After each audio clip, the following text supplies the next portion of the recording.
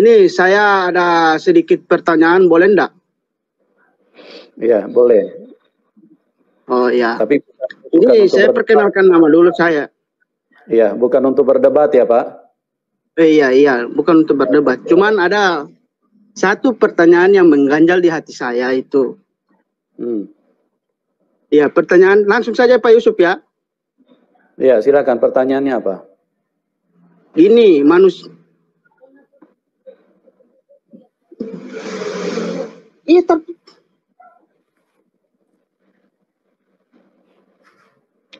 Halo.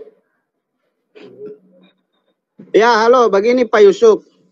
Ya. Pertanyaan saya, Bunda Maria itu manusia kan? Betul. Ya, bisa mati juga kan? Betul. Nah, Tuhannya Pak Yusuf itu Yesus kan? Iya. Nah, artinya yang bisa mencabut nyawa manusia itu kan Tuhan, iya kan? Ya. Nah, berarti Yesus itu termasuk golongan apa Pak Yusuf? Coba. Ya Tuhan lah. Enggak, maksudnya kan anak yang membunuh ibunya itu termasuk golongan anak durhaka kan? Saat kami duduk di coffee shop itu, gembalanya belum sempat ngomong, "Shalom Vano, Anda gimana kabarnya?" Gembala langsung bilang gini, "Vano, Anda, kalian berdua jadi TO." Saya bingung, saya tanya, "Maksudnya jadi TO gimana Om?" "Iya Vano, ini kalian berdua jadi TO mau dibunuh." Saya makin kaget, saya tanya lagi, "Maksudnya mau dibunuh gimana Om?" "Jadi gini Vano, ada beberapa orang atau ada sekelompok orang yang beranggapan karena istri saya ini memutuskan untuk mengikuti Yesus Kristus, maka hukum mereka istri saya ini darahnya halal untuk diminum." Dan gak sampai situ, gembalanya juga ngomong, "Dan tadi malam sebelum kami menjemput kalian berdua, kami sudah menemukan ada bom di bawah panggung tempat kalian akan KKR malam hari ini." Di saat itu harusnya kalian berdua panik. Di saat itu harusnya kalian berdua. Tapi saya terus berjalannya waktu. Sebenarnya tujuan saya satu itu ya. Mengislamkan pendeta ya sama peristiwa pembakaran gereja. Gereja GPB Kampung Lio Depok. Bapak pernah terlibat di situ? Iya, ada 3 gereja saya bakar. Kenapa harus dibakar Pak? Kan gini, ceritanya ingin mengislamkan pendeta itu. Karena pendeta ingin saya islamkan nggak berhasil. Saya punya ide dalam benang pikiran saya kan. Kalau seandainya ini gereja dibakar, mungkin pendetanya akan menyerahkan diri masuk Islam. Tapi ternyata tidak ada yang menyerahkan diri. Justru setiap gereja yang saya bakar, mereka saya survei. Itu mereka pada nyanyi-nyanyi di gereja yang dibakar. Sampai saya berkata, nih orang Kristen, maaf kata ya, ini orang Kristen edan kali ya. Kok gereja dibakar kok malah nyanyi-nyanyi? Ternyata di balik pujian itu mungkin ada kuasa Tuhan. Mungkin mereka berdoa, "Tuhan, kau jamah hati orang yang membakar gereja." Dan ini salah satu korban doa. Saya katakan, saya tuh nggak ada niat jadi pendeta, betul. Nggak ada tujuan saya jadi hamba Tuhan. Nggak ada niat saya. Karena saya cita dari kecil orang sudah dibesarkan di keluarga muslim. Sholat 5 waktu saya lakukan. Puasa di bulan suci Ramadan saya kerjakan. Dan sholat-sholat lainnya saya kerjakan. Itu nggak ada niat saya untuk menjadi seorang hamba Tuhan. Tapi karena firman Tuhan sendiri berkata, bukan kamu yang memilih aku, tetapi aku yang memilih kamu. Pak, saat membakar gereja itu Bapak tega Pak? Saya saat itu pikiran saya nggak ada kasih. Yang terpenting visi saya berhasil, karena saya benci kekristenan. Benci sekali saya dengan orang Kristen. Bahkan kalau lihat pendeta lebih benci lagi saya. Tapi sekarang berteman sama pendeta. Ini sangat menarik dan mantan pembakar gereja itu kini mengikut Kristus. Kenapa Bu? Kita tuh kadang-kala kurang bersyukur. Kristen tuh enak loh. Ibadahnya cuma seminggu sekali. Saudara sepupu kita 5 kali. Kenapa kita kebaktian seminggu sekali? Tahu nggak kenapa? Karena bayarnya 10%. Itu berhubungan saudara-saudara. Makanya saya tidak pernah tertarik perdebatan tentang perpuluhan. Orang kalau nggak mau bayar perpuluhan nggak apa-apa. Semua hamba-hamba Tuhan yang bilang nggak usah bayar perpuluhan nggak apa-apa. Bayar 2,5. Nggak usah 10%, 2,5. Tapi sembayangnya 5 kali sehari. Iya dong, enak aja. Udah cuma 2,5 mau seminggu sekali. Beda kelas. Dari mana masuk gereja langsung masuk. Kita orang Islam diajarin bersih sebelum sembahyang, cuci semuanya. Saya bilang lu 2,5. Gue 10%, bukan berarti gue jorok. Disucikan oleh darah Yesus. Nggak usah tepok tangan. Coba lihat kan, mana ada mualaf pintar? Kan bodoh semua. Kebodohan mereka nampak, lihat kalau mereka boleh bertanya kan. Lihat kemarin debat itu. Mualaf, mantan pendeta, tidak tahu Maria Magdalena itu bukan ibu Yesus. Itu gobloknya kan keterlaluan tuh. Anak sekolah minggu saja tahu itu. Coba itu tanya mana Ibrani. Tanya tuh dia tahu tuh Maria Magdalena itu bukan ibu Yesus. Tapi mualaf mantan pendeta bisa anggap. Itu kan gobloknya keterlaluan. Mantan pendeta. Tinggalkan gerejanya. Sekarang istrinya yang ambil alih. Ganti dia jadi pendeta. Tapi tanya. Yesus tidak bangkit karena tanda Yunus. Yunus tidak mati. Berarti Yesus tidak mati. Bapak ini mualaf. Oke, di kesempatan ini apa yang mau kita bahas teman-teman? Yang mau kita bahas adalah satu tema yang selalu menjadi perdebatan dan kebingungan saudara-saudara kita di sebelah. Sampai detik ini, mereka masih banyak sekali bingung dengan konsep ketuhanannya. Mulai dari siapa itu Yesus, masih berantem sampai sekarang.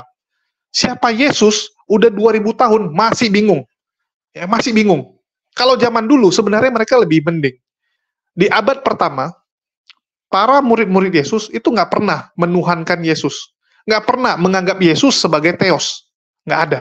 Mereka hanya menganggap Yesus sebagai kurios.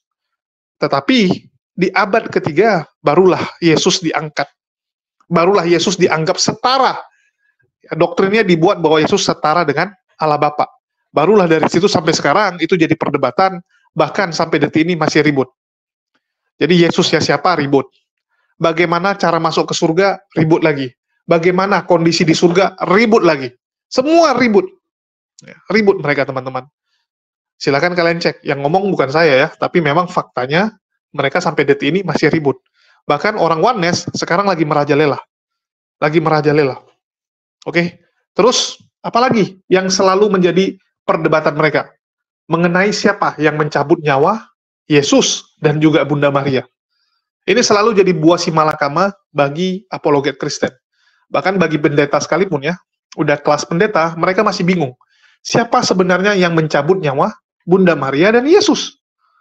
Pendeta A bilangnya, oh itu setan yang cabut. Yang B bilang, oh salah, yang cabut Tuhan. Loh, ini Tuhan yang mana? Tuhan yang Bapak dibilang. Oh, Tuhan Bapak cabut nyawa Tuhan Anak. Terus ada juga yang bilang, Yesus yang mencabut nyawa. Loh, kalau Yesus yang mencabut, artinya Yesus durhaka dong, mencabut nyawa mamanya sendiri. Kenapa mamanya nggak diangkat langsung ke surga, seperti yang dia lakukan kepada Elia dan Henok? Betul tidak? Elia dan Henok langsung diangkat. Sedangkan mamanya dikasih mati. Durhaka ini anak dong. Pilih kasih. Wah, itu membuat mereka kebingungan dan ya sampai sekarang masih bingung teman-teman. Masih bingung dan saling menyalahkan antar pendeta ini sama pendeta yang lain. Buktinya apa? Ya kita saksikan aja lah videonya teman-teman ya. Kebingungan demi kebingungan yang terjadi di mereka. Ini saya ada sedikit pertanyaan, boleh enggak? Iya, boleh. Oh iya. Tapi ini saya perkenalkan nama dulu saya. Iya, bukan untuk berdebat ya Pak. Iya, bukan untuk berdebat. Cuman ada satu pertanyaan yang mengganjal di hati saya itu. Iya, pertanyaan langsung saja Pak Yusuf ya. Iya, silakan pertanyaannya apa? Ini manusia. Iya, tapi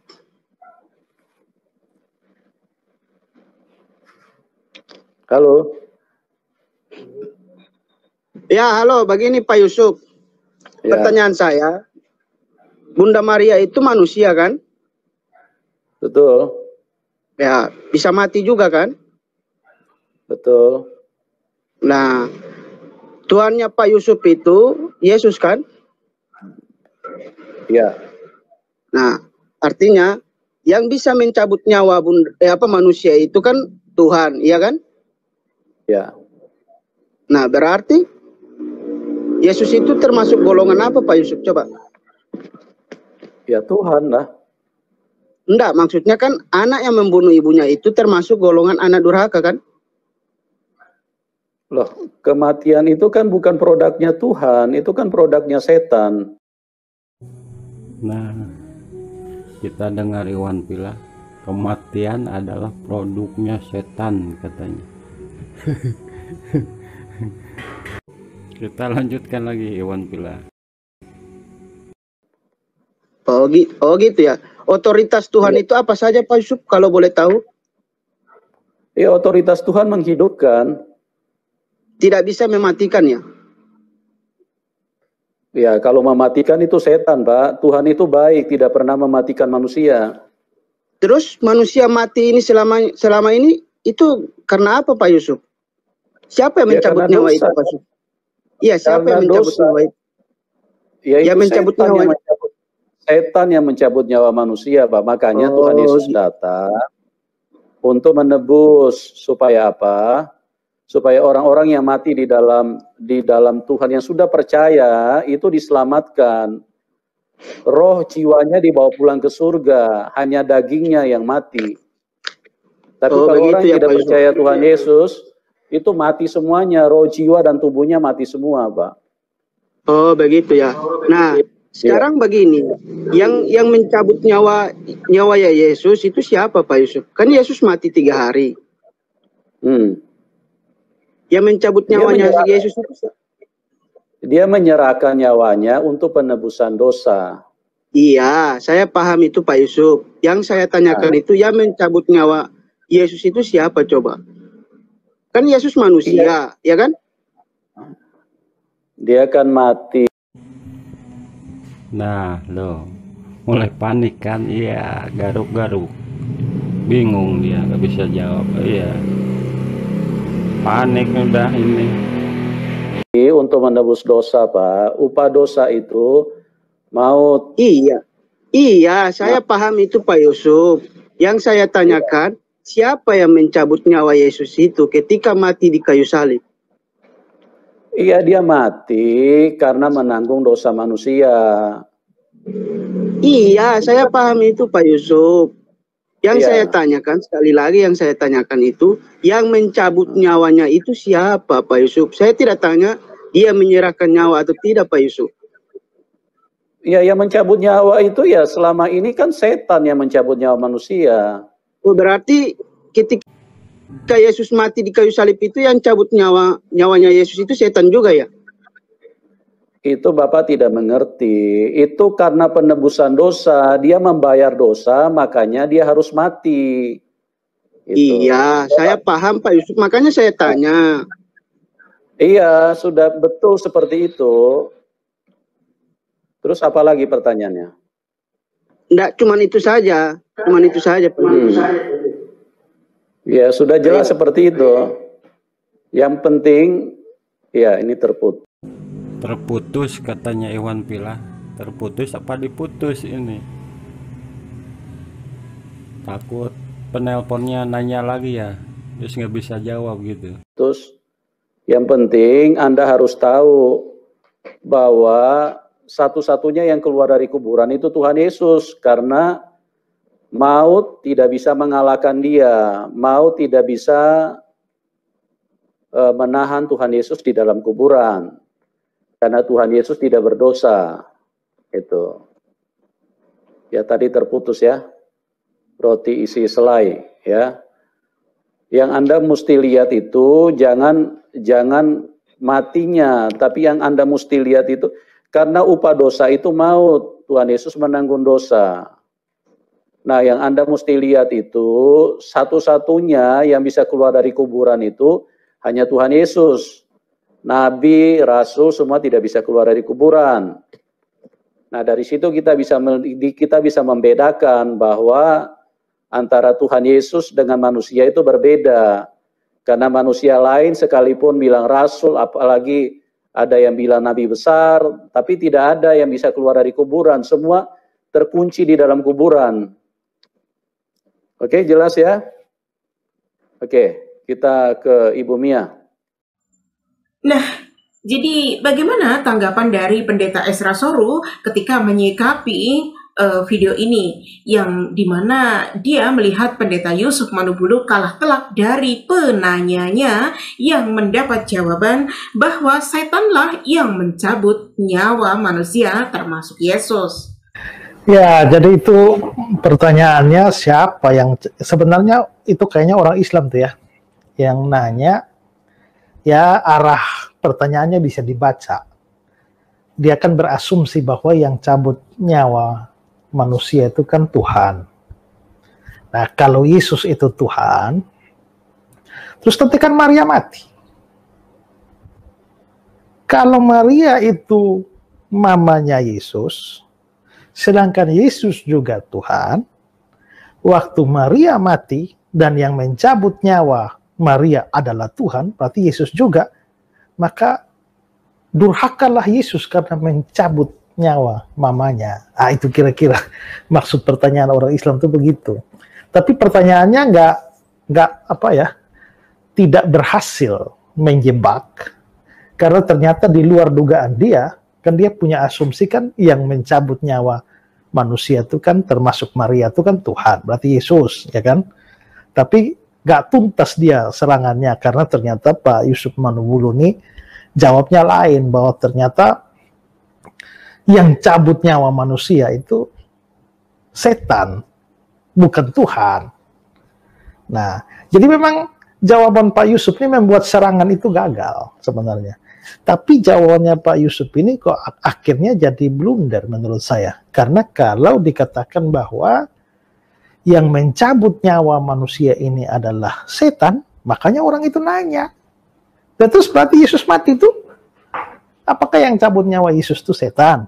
Nah, mestinya kalau Pak Yusuf konsisten dengan jawabannya ya harusnya ya. Tapi ya kelihatannya dia sudah lari dari pertanyaan itu, makanya orang itu ya tahu bahwa Yesus itu memang menyerahkan nyawa, tahu bahwa Yesus itu mati untuk menebus dosa. Tapi kalau dibilang sebelumnya bahwa yang mencabut nyawa manusia itu bukan Tuhan, seperti kata Pak Yusuf bahwa Tuhan itu tidak mematikan, tapi Tuhan menghidupkan. Yang menghidupkan, yang mematikan itu setan. Konsekuensinya ya berarti Yesus mati juga, itu karena setan yang cabut nyawanya Yesus. Itu konsekuensi yang tak bisa dihindari dengan jawabannya Pak Yusuf seperti itu. Ya, tapi saya kira ini ya Pak Yusuf ini tidak membaca Alkitab dengan baik ya, bahwa sebenarnya yang mencabut nyawa manusia itu, yang mematikan, menghidupkan manusia itu sebenarnya bukan setan, Tuhan ya. Nah, lalu bagaimana dengan jawaban Pendeta Murtadin Risuli Lubis? Semoga bisa menjawab pertanyaan sulit ini. Mari kita dengar bagaimana jawaban dari si Risuli Lubis berikut ini.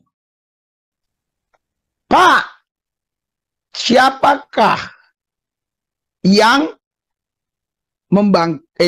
siapakah yang mencabut nyawa Yesus? Dia bilang Yesus itu menyerahkan nyawanya. Iya, yang mencabut nyawanya siapa? Enggak, dia menyerahkan nyawanya untuk dosa-dosa manusia. Iya, yang cabut siapa? Sampai berulang-ulang kali jawabannya begitu terus. Nah, ternyata Pendeta Risuli Lubis ini malah tidak memberi jawaban apa-apa. Pendeta Risul ini malah emosi dan berkata bahwa Pendeta Yusuf Manubulu jawabannya itu-itu saja. Nah, sekarang bagaimana dengan pendapat dari seorang intelektual Kristen yang mengaku sekolah di luar negeri, siapa lagi kalau bukan Muri Walianto Manalu maksud saya. Bagaimana pendapatnya? Mari kita simak. Dan ketika ditanya siapa yang cabut nyawa Yesus, Pendeta Yusuf Manubulu tidak menjawab ya, tapi berkelit atau berkilah dan memberikan jawaban yang sebetulnya bukan itu yang diinginkan oleh si penanya ya. Sebetulnya Pak Yusuf Manubulu di situ sudah mengatakan Yesus menyerahkan nyawanya ya, begitu ya. Tapi si penanya ini tidak puas dengan jawaban itu karena bagi si penanya dia bertanya Yesus itu manusia, makanya dia mati ya. Itu logikanya dia ya. Dan kalau Yesus manusia dan dia mati, siapa yang mencabut nyawanya begitu ya? Ya patut disayangkan ya, Pak Yusuf Manubulu ini channelnya besar sekali ya. Ya, channelnya besar sekali ya, dan tentu saja didengar oleh banyak orang yang sebetulnya yang suka menyerang iman Kristen ya. Tapi kan jawaban yang bagi saya mengambang ya. Mengambang. Dia memang sudah menyinggung satu kata. Sebetulnya Yesus menyerahkan nyawanya ya. Seperti itu ya. Tetapi itu nggak tuntas ya, dan tidak dipahami oleh si penanya ya. Maka si penanya terus mencecar dan tetap tidak mendapatkan jawaban sesuai dengan yang dia mau, yang memuaskan dia ya. Ya mungkin juga dia tidak puas ya, tetapi mungkin bagi dia itu jawaban yang mengambang, dan akhirnya dia mungkin ya sebagai apa namanya lampiasan daripada karena tidak terjawab pertanyaannya, maka dia memviralkan ini, bisa jadi ya. Atau mungkin orang lain juga memviralkan ini, kita tidak tahu ya. Tapi yang jelas ini menurut saya pihak yang menyerang ini yang memviralkan ini. Ya, anggap seolah-olah mereka sudah menang ya, seperti itu. Karena ada pendeta yang tidak bisa memberikan jawaban siapa yang mengenai siapa yang cabut nyawa Yesus begitu ya. Nah, sahabat official, jadi fix ya bahwasanya umat Islam dinyatakan menang oleh pendeta MYM atau Muri Wali Yanto Matalu. Bahwa mereka semua tidak memiliki jawaban yang konkret tentang siapa sebenarnya yang mencabut nyawa Yesus. Walaupun kalian mengikuti jawaban mereka masing-masing, tetap saja jawaban pendeta Manubulu yang benar bahwa yang mencabut nyawa Yesus itu iblis. Karena dengan konspirasi iblislah Yesus kemudian ditangkap dan mati di kayu salib. Dari keempat pendeta ini, Pastor Yusuf Manubulu lah yang benar jawabannya sesuai sejarah Bible, bahwa yang mencabut nyawa Yesus adalah setan. Ya, yang mencabut nyawa itu ya selama ini kan setan. Kayak Yesus mati di kayu salib itu yang cabut nyawanya Yesus itu setan juga ya? Ya, yang mencabut nyawa itu ya selama ini kan setan yang mencabut nyawa manusia. Islam ya, Ukti ya? Iya. Oke, silakan Ukti, ada yang mau ditanyakan, silakan.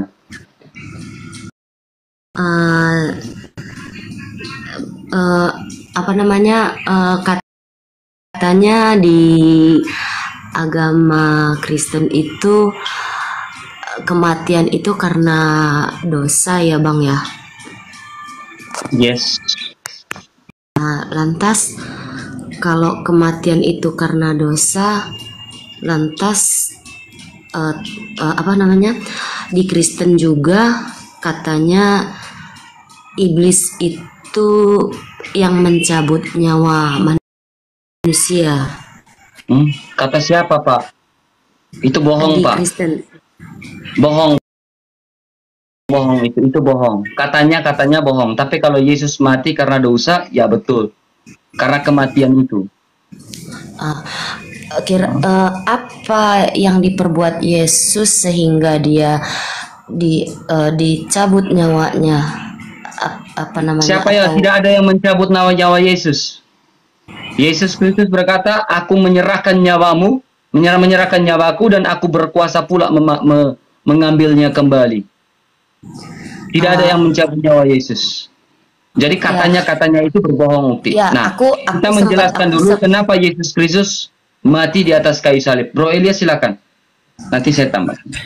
Enggak, coba kamu belajar mengatakan bahwa ada yang cabut nyawa Yesus itu dari siapa? Tuhan kami itu nggak pernah cabut nyawa.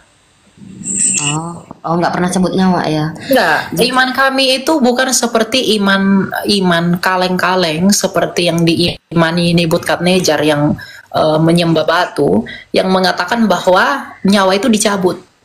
Karena kematian itu karena dosa. Sejak mulanya manusia itu diciptakan untuk tujuan yang kekal. Tetapi oleh karena dosa yang diperbuat manusia, maka manusia itu mati oleh karenanya. Roma 6 ayat 23. Saya sempat baca yang dibacain sama Bang RK tadi ya, menyerahkan nyawa mengambilnya kembali nyawa, terus Betul. ada apa itu? Ada kalimat Bapa apa Roma diserahkan 10, kepada Bapa? Yohanes 10 ayat 17, dia menyerahkan kepada Bapa.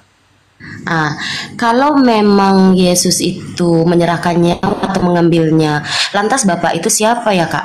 Allah yang esa itu. Jadi Yesus adalah firman-Nya Allah. Allah yang jadi esa begini. itu adalah Sang Bapa. Yesus itu adalah akal budinya Bapa. Roh Kudus itu adalah rohnya Bapa. Jadi Yesus adalah firman. Yesus bukan Bapa. Yesus adalah firman-Nya Bapa yang menjadi manusia. Kalau di dalam imanmu firman Allah menjadi buku, dalam iman kami firman Allah menjadi manusia disebut Yesus. Kalau dalam imanmu firman Allah jadi buku disebut Al-Quran, maka di iman kami firman Allah jadi manusia disebut Yesus. Oh ya, tapi jelas-jelas saya baca di situ menyerahkan Di mana nyawa. ayatnya, di mana yang dibaca itu, di mana? Yang itu yang disebutkan sama kakak Elia tadi, yang menyerahkan nyawa dan mengambilnya, menyerahkan kepada Bapa gitu. Betul. Nah, di situ saya bingung. Di situ saya bingung. Kalau memang Yesus itu adalah Allah itu sendiri, berarti kita ngomong awamnya aja.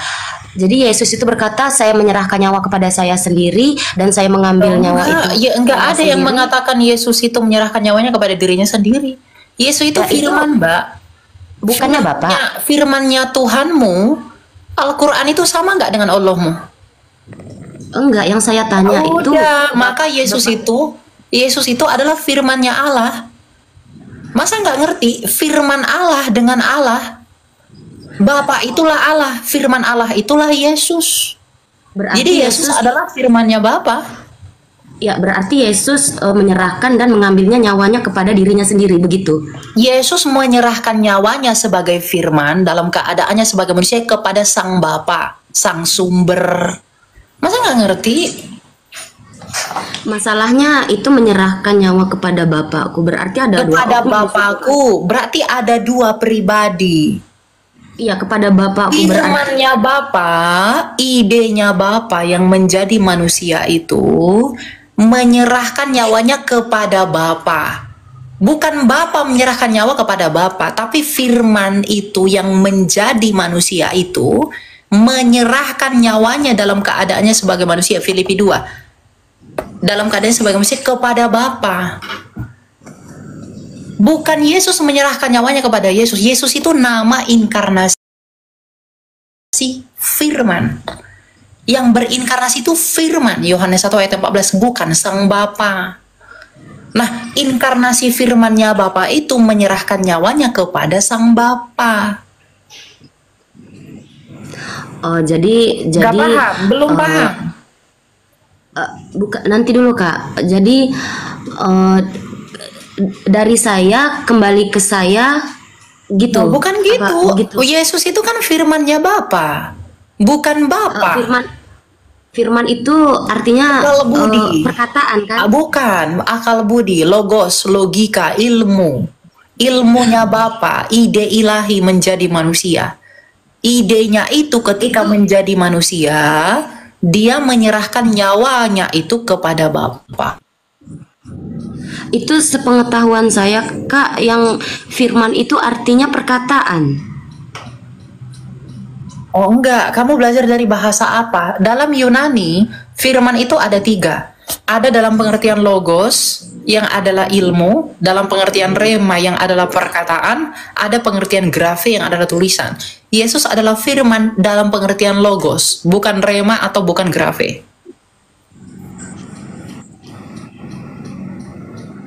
Ada 3 pengertian, itu kekayaan bahasa Yunani. Dan Yesus itu adalah logosnya Sang Bapa, bukan remanya Bapa. Jadi ide ilahi yang menjadi manusia, gagasannya Sang Bapa sendiri. Dalam keadaannya sebagai manusia, dia memberikan nyawanya kepada Bapa. Nah, firman itu yang memberikan nyawa kepada Bapa. Firman itulah Yesus. Jadi bukan kepada dirinya sendiri. Itu sesat itu. Ya, lawak ya teman-teman. Ini adalah salah satu blunder Yusuf Manubulu yang paling memalukan. Dan itu diakui sendiri oleh teman-teman kita yang sebelah. Risuli Lubis bilang apa? Wah, ini membingungkan ya. bla bla bla, putar, satu kiri, satu kanan, tapi nggak ada jawaban. MIM bilang apa? Ini Yusuf Manubulu cuman berkelit. Ya, cuman berkelit. Harusnya dia bisa jelasin, dia channel besar, sayang gitu kan, yang nonton banyak, harusnya channel besar itu dimanfaatkan dengan baik. Nah ini, kalau MIM malah curhat. Karena MIM itu dari dulu, nggak pernah laku teman-teman. Jemaatnya sedikit, bahkan jemaat di dunia maya sedikit juga. Nggak ada yang nonton dia. Channelnya nggak laku. MIM merasa, loh, Yusuf Manubulu nih gimana sih? Kemampuannya nggak ada, akademisnya nggak bisa, tapi channelnya laku pula. Dikasih kesempatan untuk menginjili, malah jawabannya ngasal. Jawabannya ngasal sekali gitu. Padahal sayang, kan gitu. Siapa yang mencabut nyawa Yesus? Wah, ini pusing lagi. Ya, pusing. Terus kalau RK, malah dengan jujur mengatakan apa? Bohong, yang bilang iblis cabut nyawa Yesus. Artinya Yusuf Manubulu berbohong ya. Menurut RK, Yusuf Manubulu itu berbohong. Ini lebih bingung lagi gitu. Yusuf Manubulu seorang pendeta, itu berbohong, dan RK lebih ngerti. Sedangkan Elia Maron malah membahas konsep Trinitas. Dan Trinitas dia, Trinitas yang salah. Ini ada namanya ya, saya lupa. Trinitas yang punya pandangan bahwa 3 itu adalah satuan. Artinya dia gabung, sama kayak robotnya Power Rangers. Yang satu jadi kepala, yang satu jadi badan, yang satu jadi kaki. Harus bersatu baru bisa. Sama kayak robot Power Rangers. Itu Trinitas yang salah. Apa yang disampaikan oleh Elia Miron, itu Trinitas yang bidan. Nah, nanti kita akan bahas di konten khusus pemahaman Elia Miron, dan kita akan bantu untuk viralkan, supaya polisi-polisi Trinitas bisa menegur Elia Miron. Ini perlu nih, karena pemahaman Elia Miron ini salah teman-teman. Jadi biarkan orang-orang reform, pendeta-pendeta reform tegur, bahwa Elia Miron ini sesat. Udah sesat mengajarkan kesesatan. Nah, nanti kita akan bantu viralkan. Ya, pemahaman ini salah juga. Tapi yang kita mau bahas kali ini adalah pendapat dia bahwa kematian itu karena dosa. Ini konsep Elia Miron bahwa manusia itu pasti akan mati. Kenapa dia akan mati? Karena dia memiliki dosa waris. Pemahaman Kristen, orang-orang Kristen, manusia itu mati karena menanggung dosa waris dari Adam. Kita manusia berdosa maka akan mati. Karena upah dosa adalah maut. Ya, upah dosa adalah maut. Jadi semua mengalami kematian. Loh, kalau gitu Elia Miron, ya, menurut Anda Elia dan Henok kenapa nggak mati? Apa mereka manusia nggak berdosa? Yesus saja mengalami kematian. Yesus secara manusia alami kematian. Elia dan Henok nggak alami kematian. Apakah mereka manusia tidak berdosa kalau gitu? Kalau mereka tidak berdosa, kenapa bukan sembah dia saja? Lebih mantap mereka. Ya, lebih mantap mereka naik ke surga tanpa alami kematian. Harusnya orang Kristen nyembah Elia dan Henok dong kalau seperti itu. Yang benar-benar mengalahkan maut adalah mereka dua. Maut nggak bisa menghampiri mereka. Kalau Yesus dihampiri sama maut, mati dulu kan? Mati dulu. Sedangkan Elia dan Henok nggak mengalami maut. Nah, ini salah lagi. Jadi sebenarnya mereka mau ke kiri ke kanan, tetap akan tabrak. Apapun jawaban mereka akan tabrak. Karena gimana ya? Ini sama kayak kejadian pembunuhan. Pelakunya, dia mau samarkan alibinya, mau buat alibi seperti apapun, pasti akan bentrok. Pasti akan ketahuan, teman-teman. Nah, inilah yang mereka alami sekarang. Bentrok sini, bentrok sana kan. Yang mana yang benar? Terakhir ribut sendiri. Karena masing-masing ingin memberikan jawaban yang menurut dia benar. Padahal itu salah.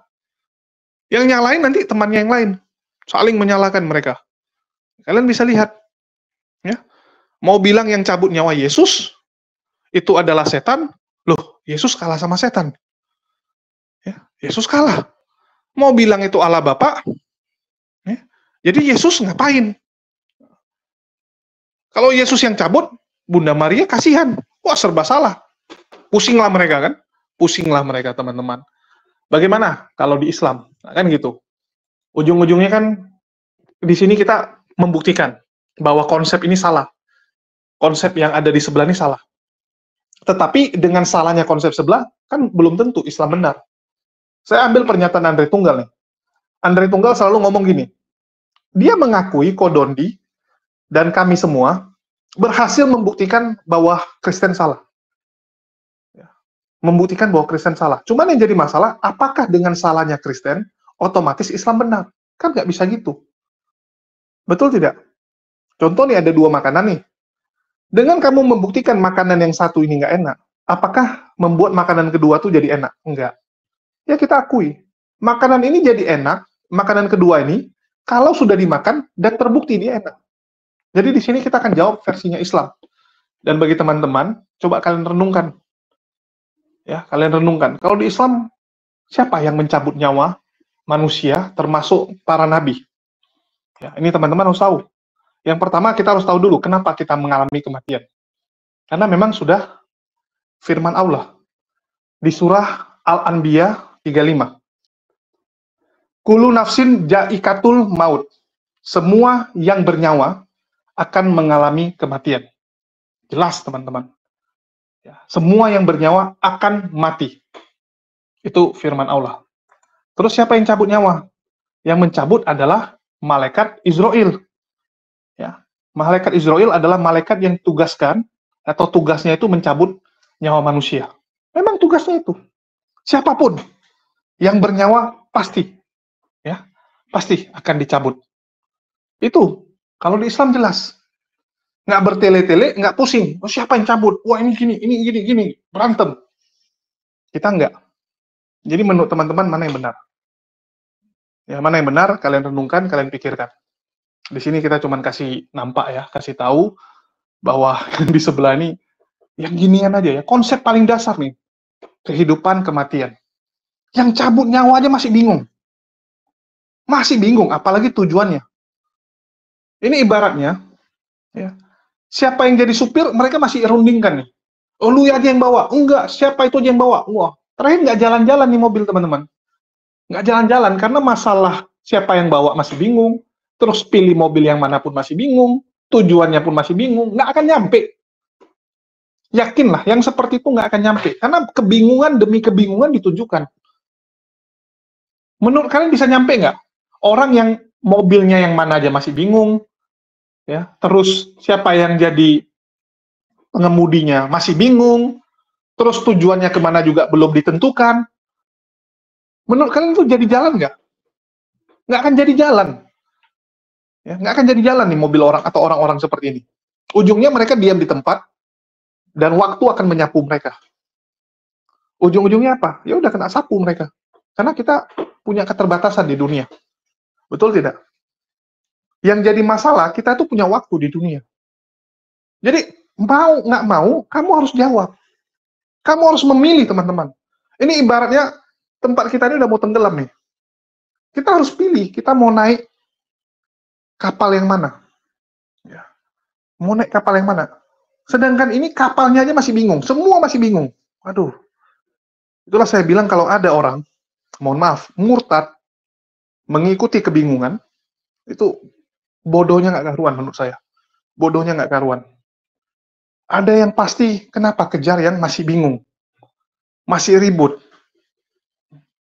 Itu aja sih yang mau saya sampaikan. Dan kalian yang renungkan sendirilah. Di antara mereka, kalian dukung yang mana? Kalian dukung Yusuf Manubulu, ya, kalian ikut Risuli Lubis, ikut Esra Soru, ikut si RK, atau ikut Elia Miron. Ya, mau yang mana? Ya, silakan. Ya, bahkan Esra Soru bilang apa? Pak Yusuf Manubulu nggak baca Alkitab dengan baik. Nggak baca, pendeta loh itu. Tapi dibilang nggak baca Alkitab. Wih, parah itu. Parah, teman-teman. Jadi, saya nggak tahu apakah ini saling sikut karena mau rebutan domba. Karena memang dombanya pendeta Yusuf Manubulu tuh sehat-sehat, subur-subur, gendut-gendut. Nah, itu urusan mereka lah. Tapi kita di sini cuma menampilkan, ya, kalian yang nilai sendiri. Oke, sekian dari saya. Makasih buat teman-teman semua yang udah nyimak dan mendukung channel ini. Makasih buat semuanya. Di akhir kata saya ucapkan, wassalamualaikum warahmatullahi wabarakatuh. Sampai jumpa di konten-konten kita berikutnya.